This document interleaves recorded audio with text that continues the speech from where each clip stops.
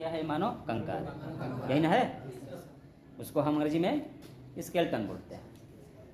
अब ये जो हमारी ग्रंथि है वो ग्रंथियाँ कहाँ होती हैं यह आपको ध्यान देना है। और कौन सी ग्रंथि? अंतःस्रावी ग्रंथि। तो अंतःस्रावी ग्रंथियाँ, उनका एक टर्म है, उनका एक नाम है, वो जो हमारे हार्मोन्स का स्राव करते हैं, हार्मोन्स का स्राव करते हैं। तो सबसे पहले आता है उस ग्रंथि में, सबसे पहला नाम है किसका? पीयूष ग्रंथि का, जिसको हम अंग्रेजी में क्या नाम बोलते हैं? पिट्यूटरी ग्लैंड बोलते हैं। वो कहाँ पाया जाता है? मस्तिष्क में। ठीक है, ध्यान दीजिएगा, वो जो मस्तिष्क में जो पाया जाता है वो इस सिरा में होता है। ठीक है, तो ये पीछे वाला जो सिरा है यहाँ पर कौन सा ग्रंथि होता है? पीयूष ग्रंथि होती है। इसके बाद ठीक है, इसी पीयूष ग्रंथि के पास पीनियल काय होता है। ठीक है, इसी पीयूष ग्रंथि जो जहाँ होती है पीछे वाला जो हिस्से में, वहां पर क्या होता है? पीनियल काय। और उस वही पीनियल काय जो है यदि शरीर से बाहर निकाल दिया जाए, यदि पीनियल काय को शरीर से क्या कर दिया जाए? बाहर निकाल दिया जाए, तो अंडाशयों में, अंडाशय जो अंडाशय होता है उसकी वृद्धि क्या हो जाएगी? वृषण होता है, और महिला में अंडाशय होता है।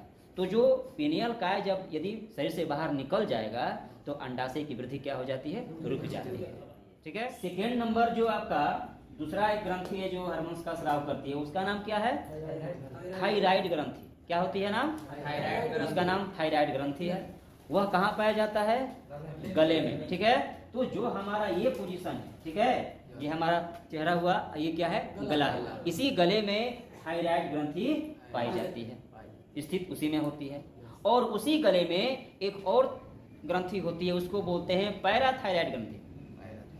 गले में दो ग्रंथियां, एक थायराइड ग्रंथि और एक पैराथायराइड ग्रंथि होती है जो गले में स्थित होती है। नंबर कौन सा है? इसके बाद अधिवृक्क ग्रंथि।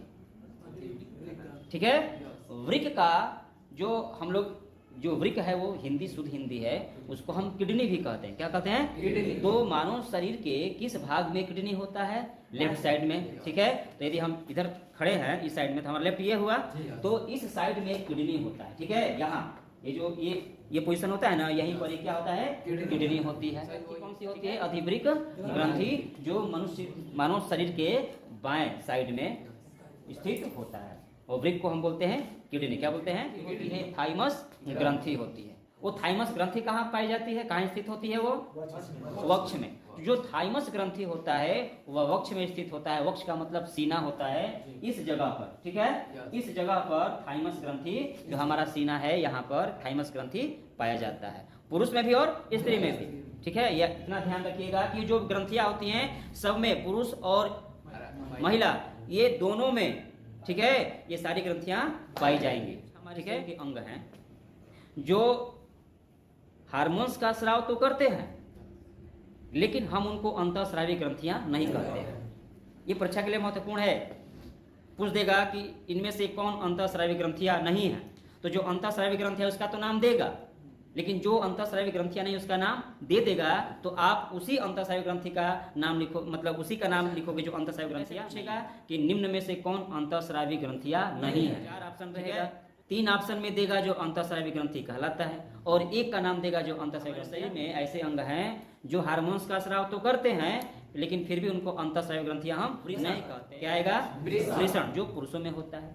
इसके बाद अंडाशय, जो महिला में होता है। इसके बाद एक आ जाता है त्वचा, जो हम लोग का स्किन है, यह भी क्या है? मतलब यह हार्मोन्स का स्राव करता है, लेकिन हम इसको अंतःस्रावी ग्रंथियां।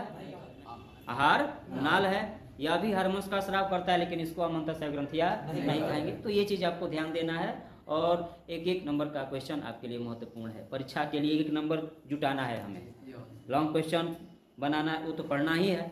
जो 2-2 नंबर का, 1 नंबर का क्वेश्चन होगा उसको हमें तैयार, नोट्स आता है उसको याद रखिएगा, बहुत ही महत्वपूर्ण है। अग्न्याशय जो है, जो अग्न्याशय है, यह हार्मोन्स और एंजाइम दोनों का स्राव करता है। अग्न्याशय जो होता है हार्मोन्स का भी स्राव करता है और एंजाइम्स का भी स्राव करता है, इसलिए हम अग्न्याशय को मिश्रित ग्रंथि कहते हैं। अग्न्याशय को क्या बोलते हैं? मिश्रित। पीयूष ग्रंथि जो आपने पढ़ा है वह मटर के दाने के समान होता है। मटर के दाने के समान यह सबसे छोटी अंतःस्रावी ग्रंथि होती है। पीयूष ग्रंथि जो होती है यह मटर के दाने के समान सबसे छोटी अंतःस्रावी ग्रंथि है और इसी पीयूष ग्रंथि को हम मास्टर ग्रंथि भी कहते हैं। तो ये भी आप चीज़ याद रखिएगा।